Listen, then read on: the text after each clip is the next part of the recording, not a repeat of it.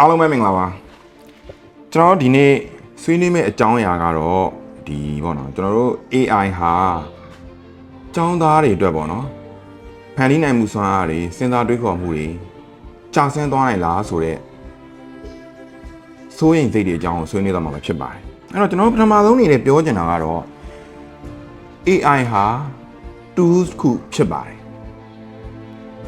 ပြောရင်တနည်းအားဖြင့်ပြောရင်ဒီဘက်ခေတ်ခါမှာကျွန်တော်တို့က education နဲ့ပတ်သက်တဲ့ tools ခုပဲဖြစ်ပါတယ်အဲ့တော့ဒါကိုသုံးဖို့အတွက်ကိုကျွန်တော်တို့ဆရာမတွေကိုယ်တိုင်က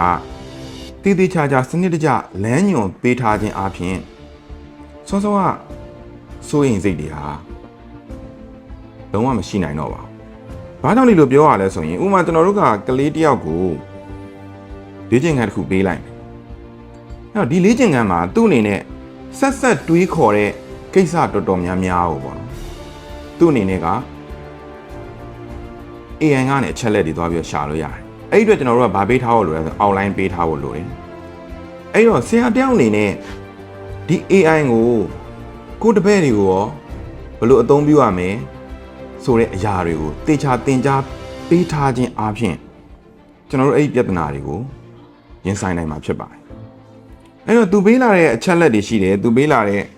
အဖြေတွေပေါ့နော်။အဲ့ဒါတွေကိုကလေးတွေကဓာတ်ရိုက်ကူးချစေတာမျိုးမဟုတ်ဘဲနဲ့အဲ့ဒီပုံကနေသူ့ရဲ့စိတ်ကူးစိတ်တန်းနဲ့ထပ်ပြီးတော့ပေါ့နော်။ကွန်မြူးနိုင်အောင်ကျွန်တော်တို့အနေနဲ့လမ်းညွှန်ပေးရမှာဖြစ်ပါတယ်။အဲ့လိုလမ်းညွှန်တဲ့နေရာမှာလည်းကျွန်တော်တို့ဆရာတွေကိုယ်တိုင်ကဒီ tools တွေရဲ့